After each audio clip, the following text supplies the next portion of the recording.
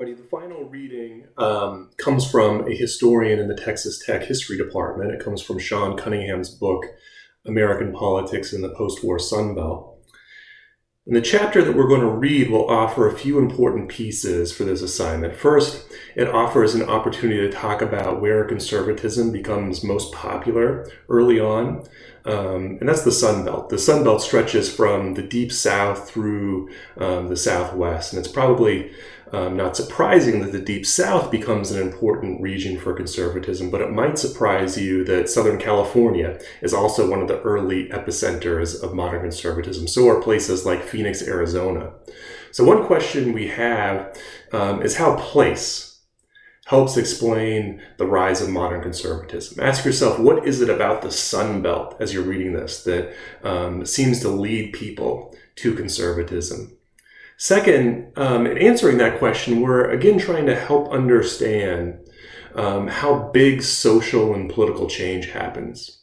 The last reading we did gets to that question by explaining how powerful people were using their resources to promote conservatism. But historians see the world like this, right? That people don't change their views of the world easily. And think about your most deeply held political beliefs and think about what it would take for you to change those. It would probably take more than me telling you that you're wrong. It would probably take more than me offering you just a new idea.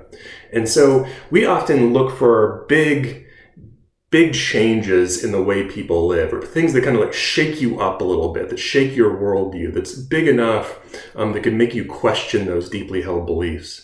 And if you go back, to the 1920s and 1930s, and if you wanted to explain liberalism and why people became more comfortable with the expanding role of the federal government and something big like the New Deal, that thing that really shook people's worldview was the Depression, skyrocketing unemployment rates up to 25%.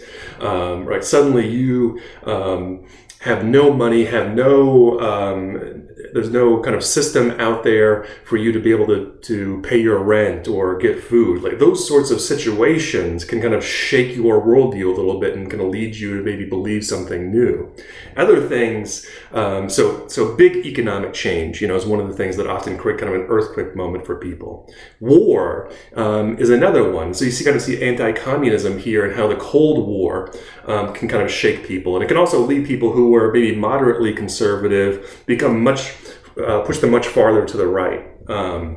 He talks about metropolitanization, so basically big mass movements of people to different places.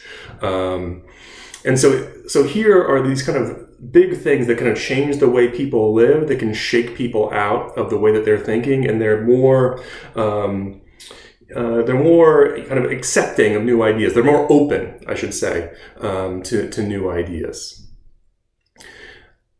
Another thing that I want you to look for in this chapter is when you get to the paper, you'll see that you'll have to kind of reinterpret how conservatism deals with the civil rights movement. Because in the textbook, the civil rights movement appears, but there's no discussion about conservative thought about civil rights. And in Farber's chapter on Robert Taft, he kind of explains Robert Taft's philosophy towards civil rights, the kind of conservative philosophy, and Cunningham will do that too in this chapter, so you look for it. And it's probably no surprise that they're going to talk about how kind of conservatism is resistant to the civil rights movement and offers a philosophy to resist the movement.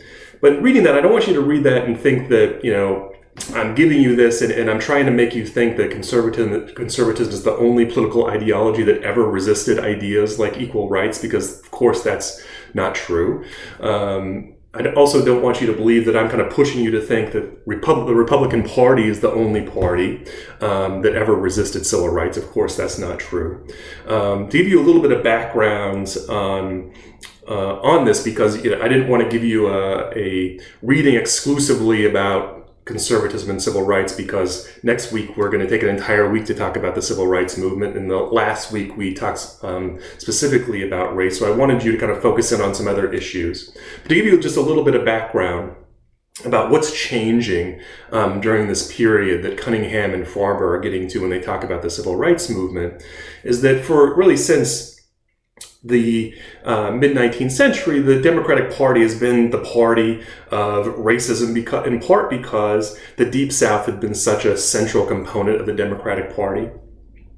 The Republican Party, through Reconstruction, was the party behind the big civil rights amendments and big civil rights legislation. They're behind Reconstruction. After Reconstruction, the Republican Party is not a big champion of the civil rights movement, but they're also not. They're not the party of Deep South racism. The Democratic Party really is the party of that. That begins to change in the 1930s as liberalism becomes really a kind of a core part of the Democratic Party.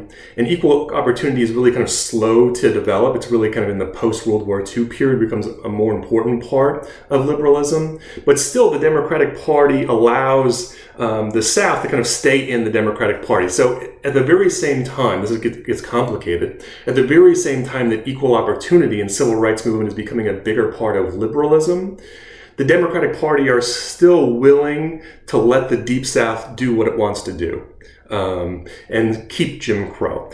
And that relationship only begins to fall apart in the mid-1960s, right? And so and it's slow to evolve where the Deep South moves to the Republican Party and begins to accept conservatism.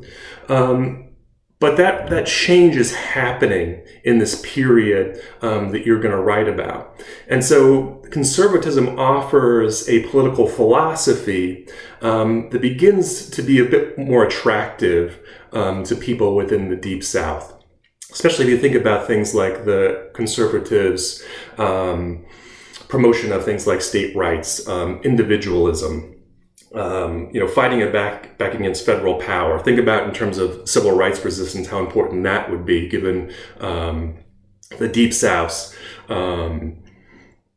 attempts to try to thwart federal civil rights legislation.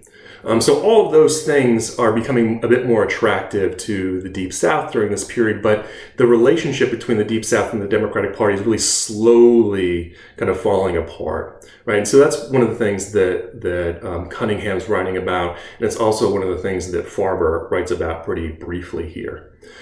So look for that in this chapter, along with the other things that I talked about early in this video, as you're beginning to kind of craft how you want this chapter, this early section of the chapter, to be organized and what sort of terms are actually going to pop up in there.